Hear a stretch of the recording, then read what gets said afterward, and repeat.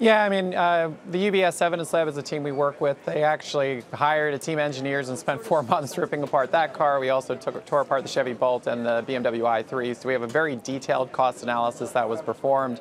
When we look at it, the model we tore apart was $49,000. That was a profitable model. But when we look at taking away the options, the long-range battery, the premium trim, the base is only $35,000. And that would imply that it's a negative, almost $6,000 operating loss per vehicle. We continue to believe that this car needs to sell in the low 40,000s to just break even. And I think they're a long way from their 25% gross margin targets unless they could sell this for well over 50,000. So I think that's one of the key takeaways here. Obviously we compared it to other vehicles. They are, they had a better dollar per kilowatt hour than others, but considering their reputation and the premium they trade at, I don't think it's necessarily justified or surprising that they're slightly ahead of where GM was with the Bolt last year. So I bounced this whole report off Phil LeBeau, who covers the company and covers the industry, and he was saying that Teslas don't sell for $35,000 base price. I mean, what they're making is generally ones that are more in the $45 to $55 range. And in fact, once the federal tax credit runs out, it's never going to be as affordable as the company originally claimed.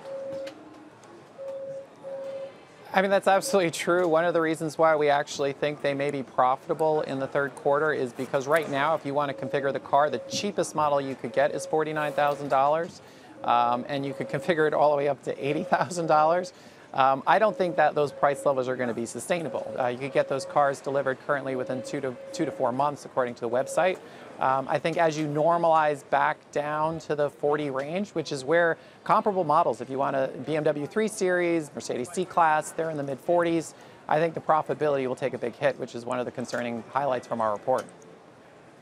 Colin, is this really more about than Tesla's marketing strategy than about their costs? Because, I mean, sure, Elon Musk came out and said the car is going to cost this much base price, but lately he said, boy, it's going to be a long time before we sell it at anywhere near that price, and it seems to be what all this ramp is about and why he's so stressed out having his worst ever year. Does this say more to investors about how we need to parse Tesla's language ahead of the launch of a new car, more than it actually says about their profitability?